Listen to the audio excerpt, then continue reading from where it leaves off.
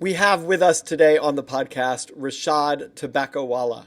He is coming to us from India. He's in India right now, so really appreciate him calling in. The book that he has written most recently is Restoring the Soul of Business, Staying Human in the Age of Data.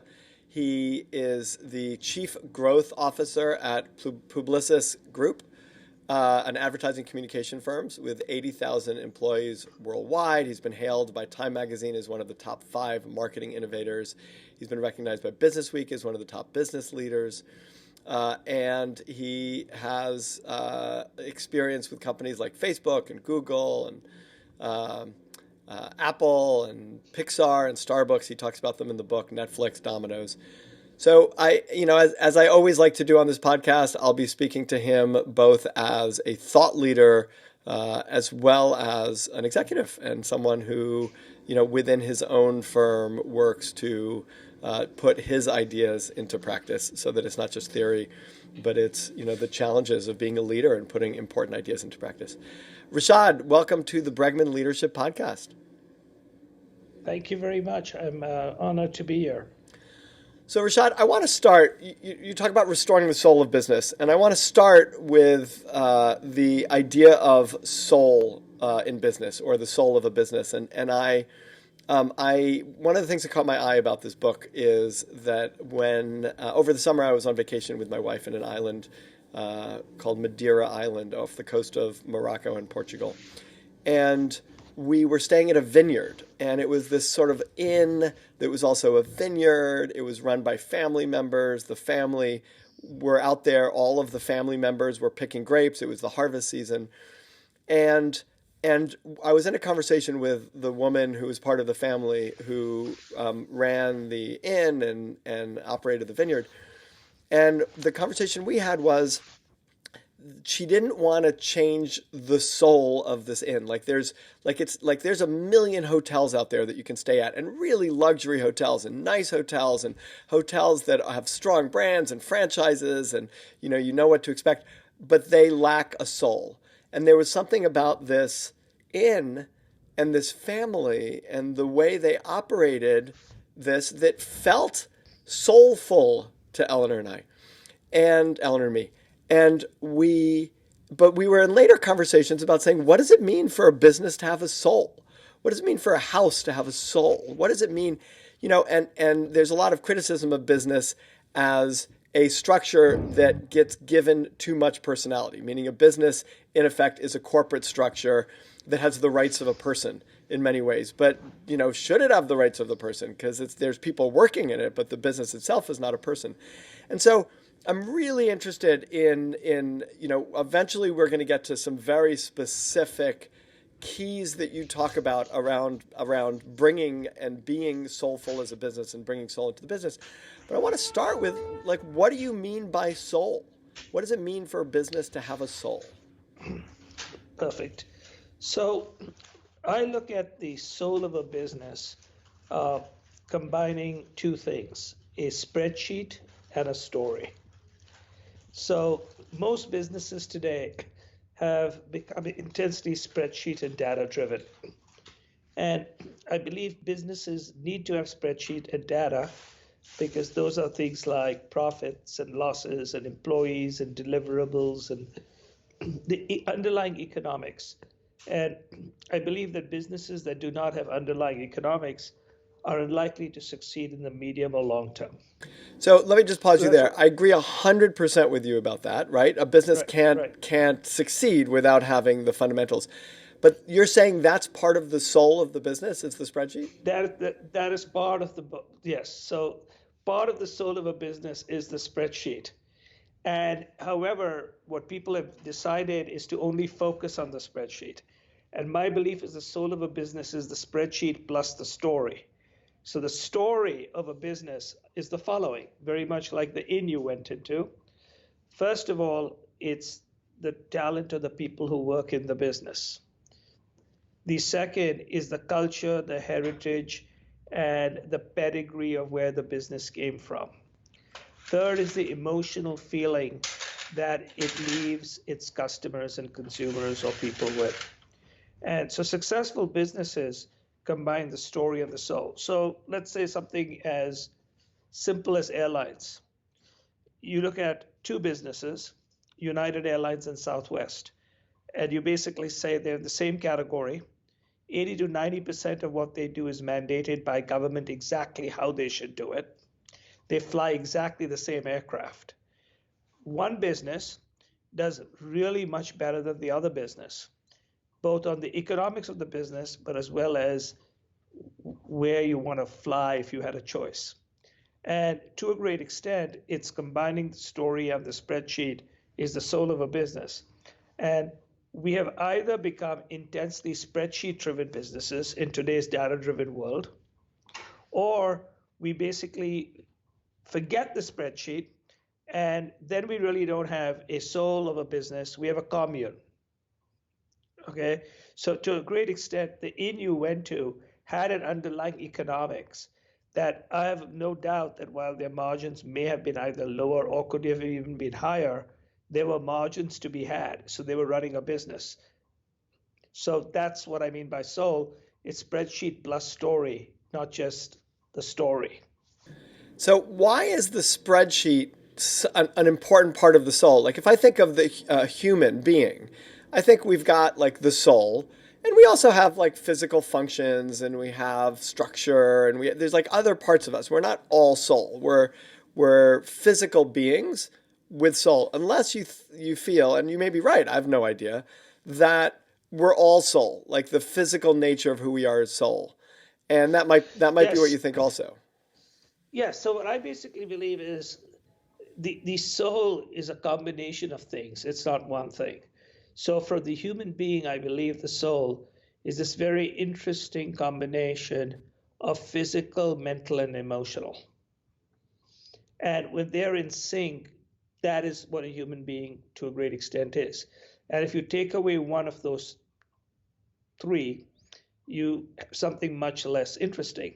So you could be mentally fantastic and emotionally wonderful, but you don't look after yourself, so you're going to die, right?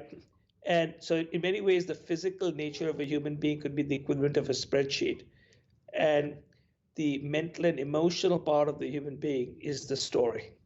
Interesting. So it's And not, you're combined, not saying that no. the soul lives in the body. You're saying the soul is the body, and that the soul is the umbrella that holds everything about existence that a person is, and you think the same thing about an organization. Yes. And successful businesses have been like that, but more recently they have tilted. So they have sort of floated away from their body and they think that's what success is. Uh, So what's the difference? You talk about story, and you have a section of the book, Fusing Story and Spreadsheet. So it's like bringing these elements of the soul together. What's the difference between story or brand? Like, or the brand and soul? Like, is brand soul? Because people can construct brands that, in some ways betray who they are as a company, but they're doing it for marketing purposes. And is how is brand either soul or not soul?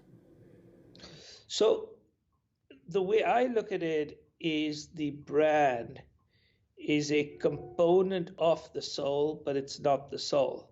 Or it's an expression of the soul, but not the soul.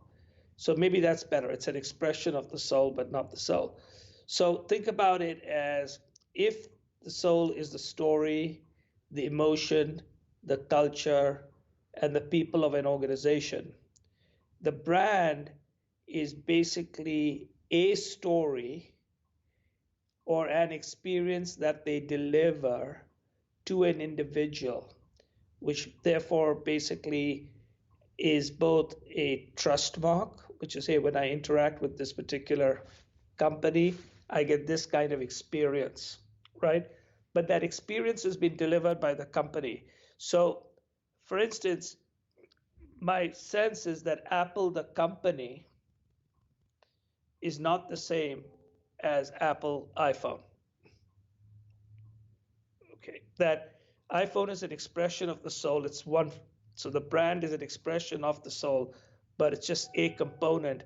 And because storytelling and brands, I believe, are part of storytelling and experience are one component. But the other parts of it, the culture, it has some components, but not all of it. The talent obviously works on the products, but the talent is not the product. Right. So you do not confuse Southwest, the airline, with everything Southwest, including Herb Keller and everything else. Right. You say in the book, and this is a quote, a central premise is that successful individuals and firms can never forget the importance of people, their emotions, the culture of the organization, and what cannot be measured. My experience is everybody says that, not everybody does that. And Right. and my question to you, since you're in this business, is if you can't measure it, how do you make a case for it in a way that convinces people that they should devote time and energy to it? So I think a couple of things. The first is many of them can be measured, but they are measured differently. And once you measure them, you will find that companies that do better on some of these quote unquote soulful elements end up doing better on shareholder return, market share gains, and everything else. So let's look at some of the quote unquote soft measures, right? A soft measure is employee satisfaction. It now has been proven, and these are investors who basically say that employee satisfaction is a leading indicator of market share performance and and stock performance. And that is measurable. I would argue that that's become a hard measure, meaning, people do, like, I don't know a single large company that doesn't do some form of employee satisfaction survey. Right. So what about the And, things and, that you and can't measure? so here's the things that they can't measure. And what I mean by can't measure, it just means how all of those interact. So for instance, look at the following. You can measure employee satisfaction. You can measure now increasingly corporate reputation, right? You can measure uh, another component, which is sort of what do people think of the culture of the company? So that's some combination of corporate Right. reputation and people. But those have always tended to be thought of as soft measures. Yes, they're measurable, Right. but they're not the same as profit, costs, efficiency, which are very much driven and go directly, looks like, into the bottom line. Right. And what And you're what I'm saying, arguing is, and what I think you could argue is that those might be leading indicators, whereas profit and revenue and those are lagging indicators, right? They tell you you're doing those are something like, right. yeah, those are lagging indicators. But what we tend to basically do is we try to then not recognize the connection. So, for instance, you have a profit margin problem. You therefore decide one way to solve the problem is cut your costs. You cut your costs in such a way that it increases your profit margin on one end, but at the other end, you've done it in such a way that it impacts your customer satisfaction, your employee satisfaction, and the culture of your company. Right, which has been, this long conversation about short term versus long term. Like short term, you can impact your profitability in a way that ultimately long term hurts it. Yes, but what is happening today is because of the real pressures of the marketplace, which is, outside of a few companies, there seems to be an emphasis to focus on the short term. Mm-hmm. That's what people management thinks, Right. that they should focus on the short term.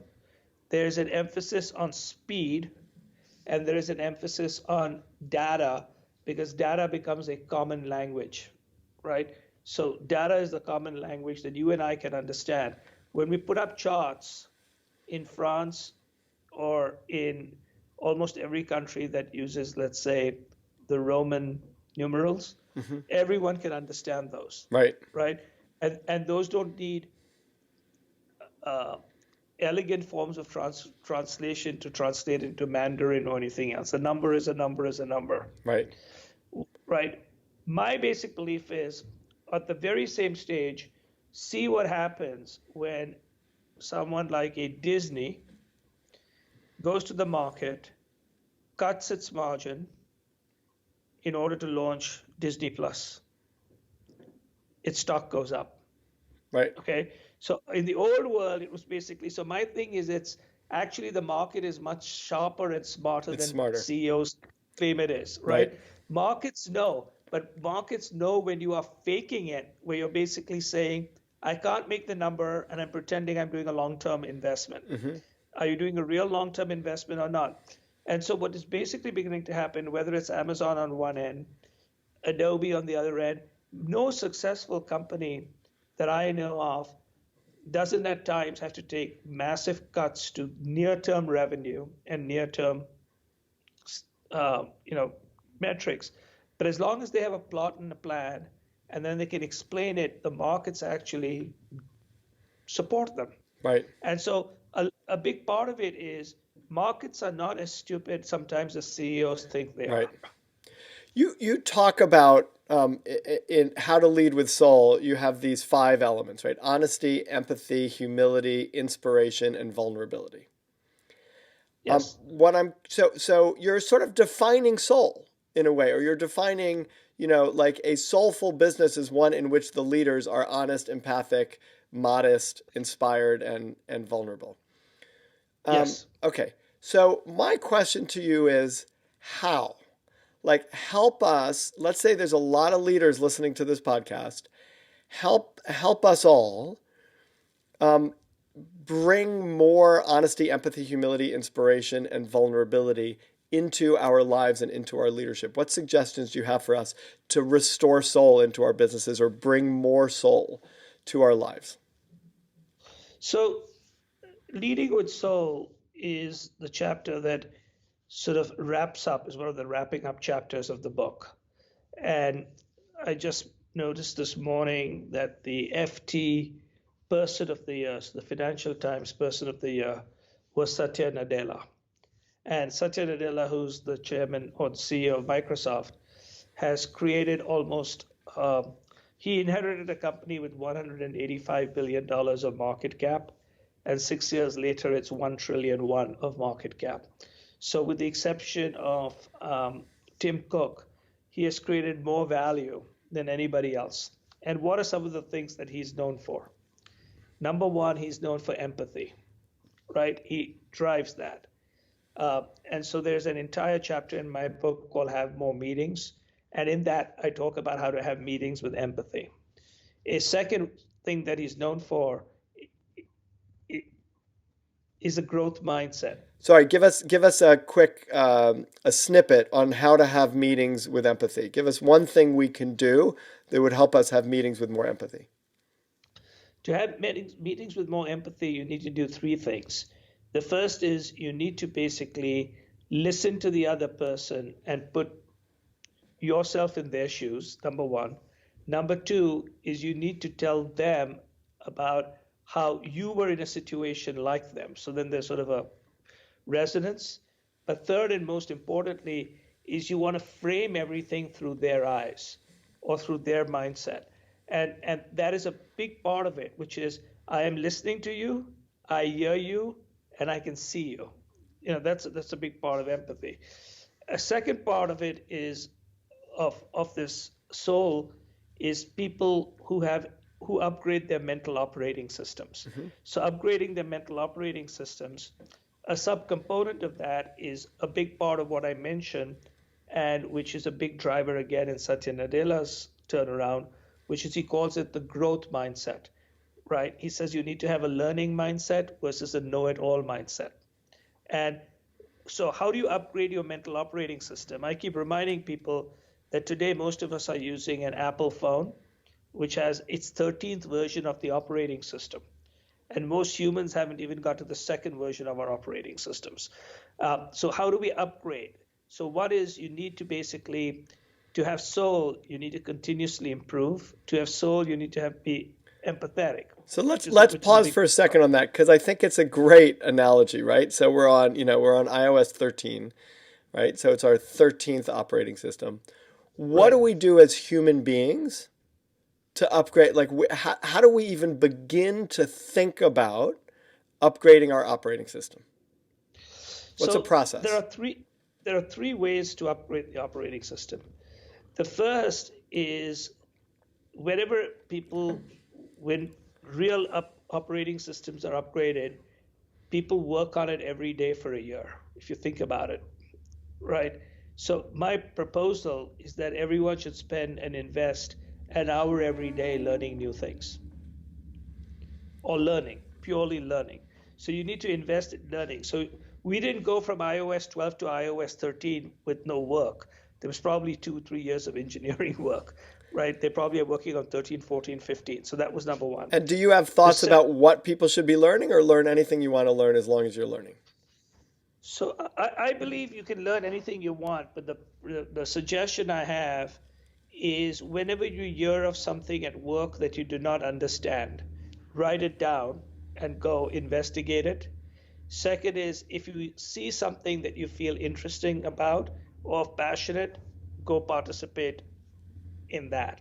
So one is basically simply don't run away from things you don't know.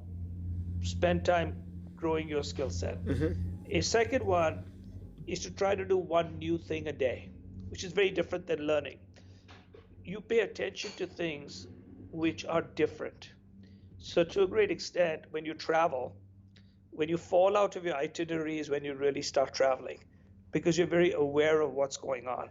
So whenever you go to a new place, look at things differently, you actually are alive and you're learning. So I try to do one new thing. It may go to a new restaurant, walk home in a different way, do one new thing, meet one new person. That's very important. Investing 1 hour of your time learning and trying to do one new thing, both of those are doable. They don't cost a whole bunch of money, they're both doable. The third one is you don't do this every day, you do this once in a while. It is highly difficult, but it is more important in today's polarized world than ever before, which is build a case for the exact opposite of what you believe. So if you believe something, build a really strong case as to why you are wrong. Hmm. And and if you can't do that, then do you really know why you're right? Right.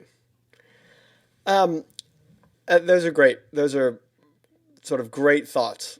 You talk about problem bosses, right? The narcissistic Yes. god, the micromanaging fiddler, the Oscar aspirant, the double agent assassin. So, first of all, what I'll say is nobody thinks they're those things, right? We all know people that we think are those things, but none of the people who are those things think that they're those things. And what I also want to say is like part of our souls are, we probably have aspects of that in ourselves, right? So there's a way in which I Yes. am the narcissistic god and the micromanaging fiddler and the Oscar aspirant and the double agent. So I'm always a little suspect of externalizing the internal things that we might struggle with ourselves, looking at someone else and saying, you're so narcissistic and that's evil and I'm going to kill you off conceptually or through gossip. The reason people are these things are deep seated, right? Someone who's who comes shows up as a narcissist, and we all know people who are leaders in organizations who are narcissists. In fact, I think there's more, of all of these things, I think there's more narcissists as leaders because that's something narcissists want to do is they want to become leaders. And of course, they're not all narcissists. They just have certain tendencies. Um, and like I said, we have those same tendencies, right? We wouldn't be human if we didn't have some element of ourselves that connects with all this. My real question underneath this is, what do you do about it? Like, if you have a So, boss that you think is narcissistic, what do you do? right. So the first is I agree with your opening statement, which is that externalizing and creating these four types of people and saying you're one of these people isn't exactly the right way to go. Hmm. Which is why, if you notice, the way I set it up is hey, here's the good stuff, vulnerability, etc. Those are the good things, and these are the bad. And then I make a statement which says every one of us has a good boss in us and a bad boss in us. Hmm. And depending on the situation, either how much sleep we've had, the pressure on us that particular day, and our mood, we can suddenly dial up the bad boss and dial down the good boss, Hmm. okay, without us knowing it. So, A, we have to be aware that when we describe the bad boss, he or she is us. Right. We have that in us, Right. right? But we also have the good boss. But if we can basically dial up the good boss 70, 80% of the time and dial down the bad boss 20%, that makes us good. Now, that's the opening statement. Based on that, it becomes very easy to engage with a narcissist because, in effect, some percent of the time, we are narcissists too, right? And the way we do it is we call ourselves out when we are narcissistic to the narcissistic boss. Okay? And so what happens is if you criticize somebody, they are likely to be defensive. If you, however, make an example of yourself, right, they're much more likely to listen.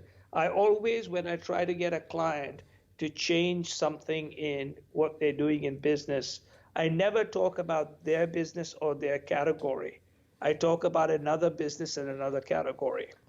And they begin to see the commonalities, and they say, wait a second, that could happen to me. I said, possibly. Shall we think about what we do if that happens versus you suck, right? Right. But the other thing I try to remind people is some bosses are beyond redemption, maybe 10, 15, 20%. Okay? A small percent, but they are. 20% is a pretty high percentage. Yeah, but Right. say 10, 15, but still, the whole idea is if you've got 5 bad bosses and you can redeem 4, you still only have 1 bad, right? Because that's so, but it's still, now that particular stage, my recommendation is you try to get a new assignment, okay? Right. And if you can't get a new assignment, you leave the company. Because the one thing I've learned is corrosive bosses corrode completely. Right? They corrode everything around them and they corrode everybody around them, and you can't save it. You can't save the person. So I made a statement recently, and because of the place we are in the country, some of my good friends basically said, hey, you're talking about politics, you shouldn't talk about politics, but we understand what you're talking about. So I basically described a certain United States president as a turd, right? And that anybody that was working close to him was like toilet paper. They got soiled. Okay? Right. That regardless of who you were, your reputation would go down in flames because you would go in saying you can solve for this, but eventually that stuff soiled you. Right. So there's, in some ways, there's a So you certain went to clean narcissism, up, but you were like a toilet paper. In your cleanup, you got and in a way, there's a certain yeah. narcissism in trying to save, in trying to be the Yes, person who can resolve a who can save? situation. Right. Yes, and so what basically happens is my belief is when you have people like that, the only thing that can go wrong is yourself. There's nothing you can do to save the situation. And so in that area, I suggest to people that they should leave, because if they stay next to a corrosive boss, the boss ain't going to change. They're just going to get more corroded. Right. Right.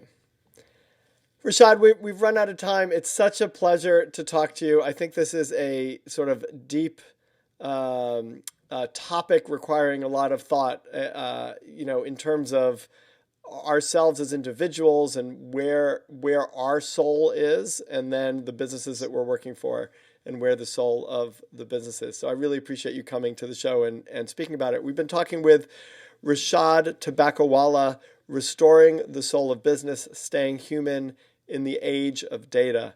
Rishad, thank you so much for being on the Bregman Leadership Podcast. Thank you very much.